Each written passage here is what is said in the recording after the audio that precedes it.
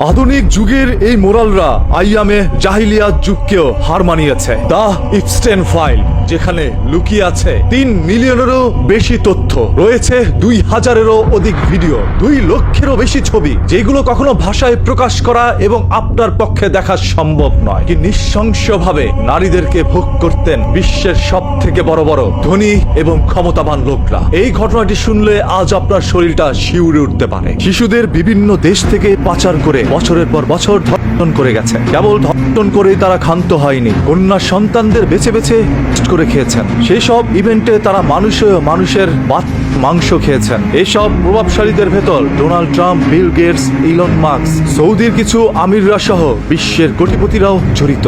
এমনকি আমাদের প্রতিবেশী দেশেরও নরেন্দ্র মোদীও জড়িত। এক কথা, ইপস্টেন ফাইল হলো প্রভাবশালী শয়তানদের ক্ষুদ্রতম আমলনামা। একটু কল্পনা করেন আপনার ঘরে থাকা আদরের সেই ছোট্ট মেয়েটির কথা, যার বয়স 12 কিংবা 13, ফুলের মতো পবিত্র, চোখে এক রাস স্বপ্ন।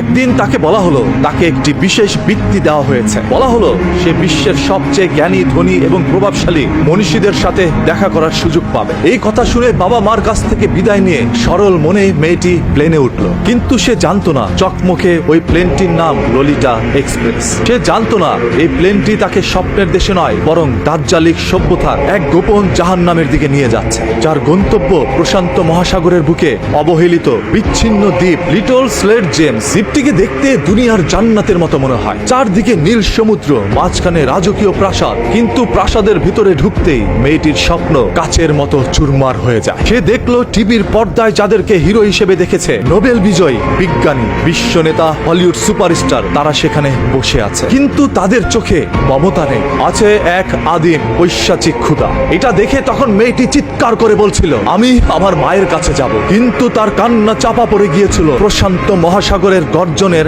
আর স্যাম্পলেনের বোতল খোলার শব্দে। তাকে বলা হতো, চুপ থাকো, এরা এই পৃথিবীর ঈশ্বর, এদের সেবা করাই তোমার কাজ। দিনের পর দিন এই নিষ্পাপ শিশুদের ছিঁড়ে খেয়েছেন তারা, যাদের পোস্টার আপনার ঘরের দেয়ালে টাঙিয়ে রাখেন। এগুলো শুনে হয়তো আপনারা ভাবছেন, এত বড় বড় প্রভাবশালী নেতারা জড়িত, তাহলে এই তথ্য বের হলো কিভাবে? জেফ্রি এপস্টেইন ছিল অত্যন্ত চতুর। সে তার ক্লায়েন্টের নাম এবং কন্টাক্ট ডিটেলস লিখে রাখতেন একটি ছোট্ট কালো ডায়েরিতে, যা দা ব্ল্যাক বুক নামে পরিচিত। এটি ছিল তার ইনফ্লুয়েন্স পলিসি। এই রাঘব বোয়ালদের নাম তার কাছে আছে বলে কেউ তাকে ছুবে না। কিন্তু সে জানতো না পাপ বাপকেও ছাড়ে না। ভার্জিনিয়া বুফ্রে নামের এক সাহসী নারী, যে ছোটবেলায় এই পিশাচদের শিকারে পরিণত হয়েছিল, সে এপস্টেইনের সহযোগী এবং রক্ষিতা গিজলাইন ম্যাক্সওয়েলের বিরুদ্ধে মামলা ঠুকে দেয়। সেই মামলার সূত্র ধরে যুক্তরাষ্ট্রের আদালতের নির্দেশে হাজার হাজার পৃষ্ঠার সিল্ড ডকুমেন্টস জনসম্মুখে প্রকাশ করার আদেশ দেওয়া হয়। এরপর বিশ্ববাসী অবাক হয়ে দেখল, এতদিন যারা তাদেরকে ভদ্রলোক ভেবে এসেছে,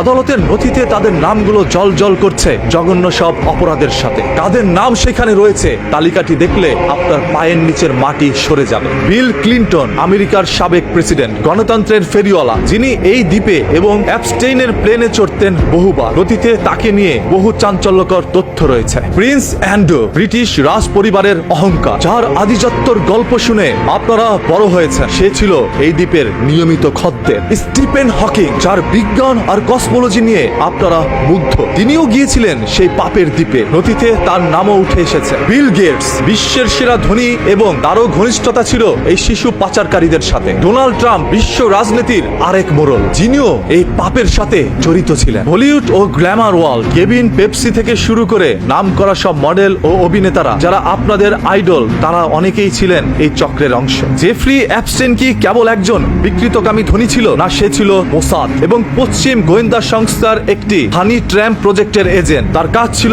বিশ্ব নেতাদের এই দ্বীপে নিয়ে এসে তাদের নোংরা কাজের ভিডিও রেকর্ড করে রাখা, যাকে গোয়েন্দা ভাষায় বলা হয় কম্প্রোমাট।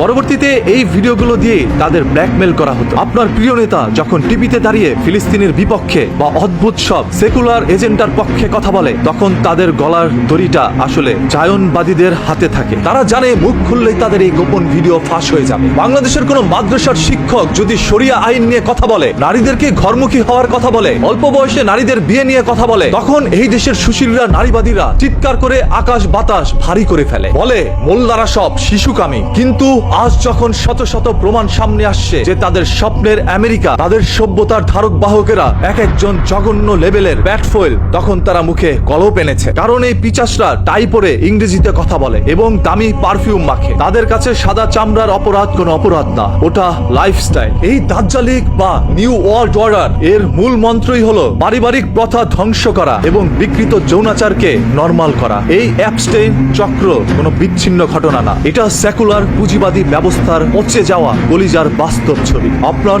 রব কি বলেননি ফিতনা হত্যা অপেক্ষা গুরুতর? ইসলাম ছাড়া শরিয়া ছাড়া এই পিচাসদের থামানোর কোনো আইন দুনিয়াতে নেই, কারণ আইন যারা বানায় তারাই আজ এই অপরাধের হোতা। তবে জেফ্রি ইপস্টেইন দুনিয়া থেকে চলে গিয়েছে আরো 5 বছর আগে। সেই নথি আজ কেন প্রকাশ করা হয়েছে? এর ভিতরে কি ডোনাল্ড ট্রাম্প বা গোয়েন্দা সংস্থার আরো কোনো চক্রান্ত রয়েছে? তারা কি চাচ্ছে বিশ্বকে আরো একবার উল্টে দিতে? ডোনাল্ড ট্রাম্প কি তাহলে চাচ্ছে বিশ্বের সব থেকে ধনী এবং ক্ষমতাশালী লোকগুলোকে ফাঁসিয়ে দিতে, নাকি তিনি নিজেই কারো চক্রান্তে ফেসে গিয়েছেন? জেফ্রি ইপস্টেইনের মতো বাংলাদেশে অসংখ্য মানুষ রয়েছে যারা এইভাবে নারীদেরকে পণ্য বানিয়ে বিচরণ করে যাচ্ছে প্রভাবশালীদের মাঝে এবং তাদের গোপন ভিডিও সংগ্রহ করে তাদেরকেও ব্ল্যাকমেল করে যাচ্ছে। জেফ্রি ইপস্টেইন একটি বাস্তব উদাহরণ। সেই নথিতে থাকা আরো 30 লক্ষ সূত্র, 2000 ভিডিও এবং 2 লক্ষেরও মতো ছবি যাচাই করলে বেরিয়ে আসবে সকল চাঞ্চল্যকর তথ্য, যেগুলো আপনার রাতের ঘুমকেও হারাম করে দিতে পারে।